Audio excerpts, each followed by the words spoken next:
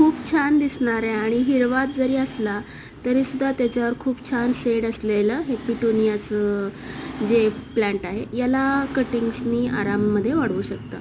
जेव्हा कटिंग करतो त्यावेळेस तिथं परत नवीन ग्रोथ तयार होते आणि जे कटिंग्स आपण काढलेले असतात त्यांना अशा मातीमध्ये मी लावून ठेवलेलं आहे आणि ते सगळे कटिंग्स सध्या ग्रो झालेले आहेत. कटिंग्स पावसाळ्यात तर अगदीच छान आणि लवकरात लवकर अगदी कमी कष्टात ग्रो होतात.